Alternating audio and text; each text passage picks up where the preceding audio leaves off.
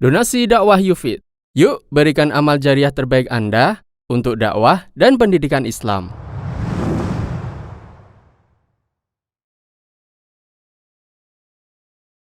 Kesyirikan di bulan Suro. Muharram adalah bulan tahun baru dalam kalender Hijriyah. Orang Jawa menamakannya bulan ini dengan istilah Suro. Mungkin nama ini diambil dari kata Asyura, yaitu tanggal 10 Muharram. Latar belakang diistimewakan hari Asyura karena pada hari tersebut dianjurkan bagi kaum muslimin untuk melakukan puasa.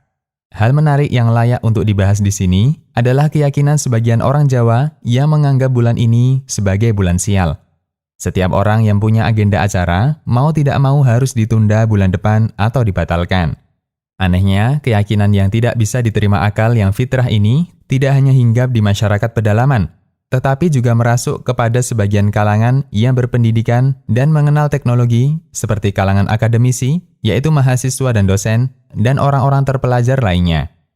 Andaikan tidak ada hubungannya dengan surga dan neraka, bisa dikatakan ini adalah satu adat yang biasa dan tidak perlu dibahas. Namun dalam kacamata agama Islam, keyakinan dan anggapan sial di atas termasuk salah satu bentuk perbuatan syirik. Satu dosa yang sangat besar, lebih besar dibandingkan dosa-dosa besar lainnya, dan kesyirikan tidak akan diampuni oleh Allah jika dibawa mati oleh pelakunya dan ia belum bertaubat kepada Allah. Mengerikan bukan? Lebih mengerikan lagi jika banyak orang yang melakukannya namun tidak memahami hukumnya. Bisa dibayangkan, pelakunya akan merasa dirinya tidak berbuat dosa, padahal dia tengah melakukan perbuatan kekafiran.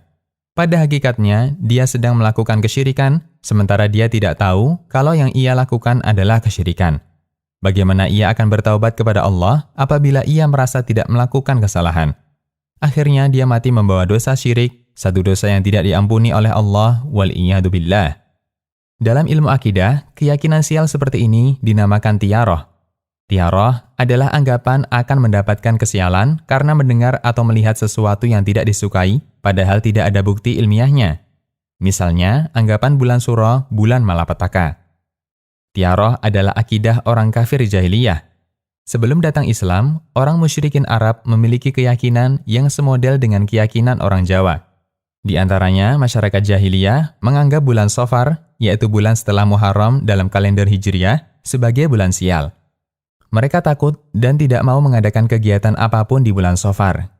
Mereka juga berkeyakinan sial dengan burung hantu karena mereka menganggap burung hantu adalah lambang kematian.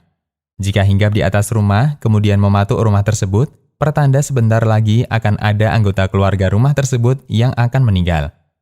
Ketika Islam datang, Nabi SAW menghapus keyakinan ini. Beliau bersabda, yang artinya, tidak ada penyakit yang menular dengan sendirinya. Tidak ada keyakinan sial karena sebab tertentu, tidak ada keyakinan tentang burung hantu, dan tidak ada kesialan bulan Safar. Hadis riwayat Bukhari dan Muslim. Namun uniknya, keyakinan ini dihidupkan lagi oleh sebagian kaum muslimin Indonesia. Hanya saja bulannya berganti. Jika masyarakat jahiliyah meyakini bulan Safar sebagai bulan sial, maka orang Jawa meyakini bulan Suro atau Muharram sebagai bulan sial. Hukum tiaroh. Nabi SAW bersabda, yang artinya, tiaroh adalah syirik, tiaroh adalah syirik. Beliau ulangi 3 kali. Hadis riwayat Abu Daud dan Turmudi. Dalam hadis ini, Nabi SAW menegaskan status perbuatan tiaroh dan beliau mengulanginya sebanyak 3 kali. Menunjukkan betapa pentingnya hal ini untuk diingatkan. Tiaroh dikatakan bentuk kesyirikan dan mengurangi tauhid seseorang karena dalam tiaroh terdapat 2 hal. 1. Memutus tawakal kepada Allah dan bertawakal kepada selain Allah. 2. Bergantung pada sesuatu yang tidak ada hakikatnya.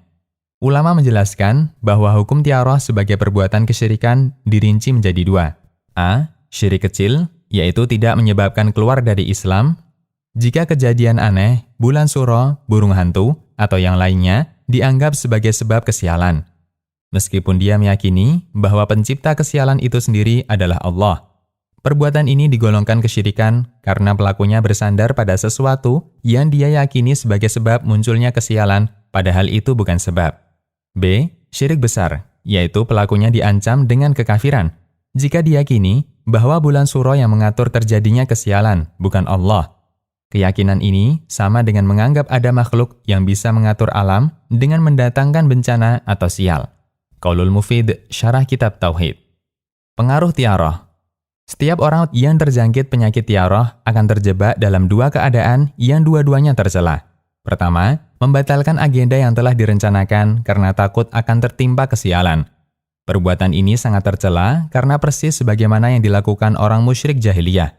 Pelaku perbuatan ini telah terjerumus dalam kesyirikan yang statusnya sebagaimana rincian tentang syirik di atas. Nabi SAW bersabda, yang artinya, barang siapa yang membatalkan agendanya karena tiaroh, maka dia telah berbuat syirik. Sahabat bertanya, lalu apakah tebusannya? Nabi SAW menjawab, ucapkan, Allahumma la khaira illa khairuka, wa la tayra illa tayruka, wa la ilaha ghairuka. Yang artinya, ya Allah, tidak ada kebaikan kecuali kebaikan darimu, tiada kesialan kecuali sial karena takdirmu, dan tiada Tuhan yang berhak disembah selain Engkau. Hadis riwayat Ahmad. Kedua, tetap melakukan agenda kegiatan yang telah dijadwalkan, namun disertai dengan perasaan was-was dan khawatir, jangan-jangan nanti sial.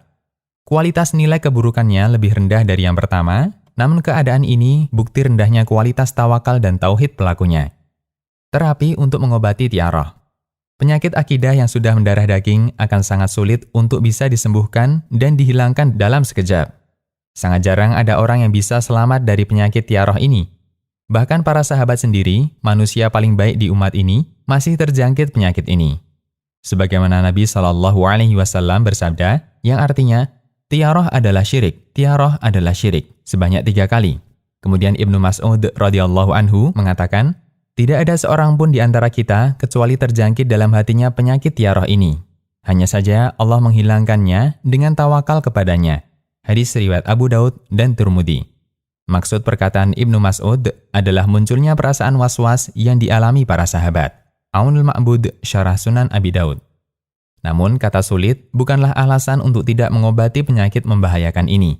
Ada beberapa cara yang bisa ditempuh untuk menterapi diri dari penyakit tiaroh. 1. Memperdalam ilmu tauhid dan akidah.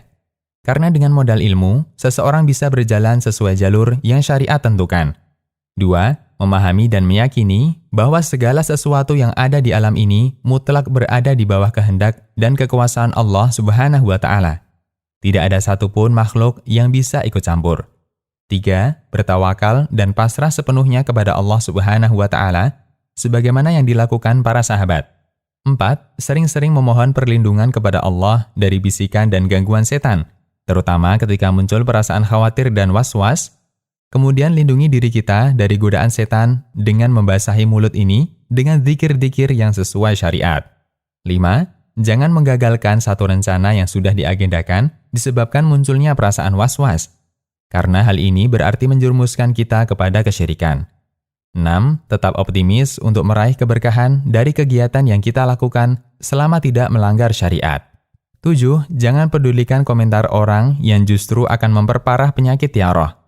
Bergaulah dengan orang-orang yang bisa membantu kita untuk memperbaiki tauhid dan mempertebal tawakal. 8. Lupakan segala bentuk kegagalan dunia dan pasrahkan hasil usaha kita kepada Sang Pengatur alam semesta. Demikian, semoga bermanfaat.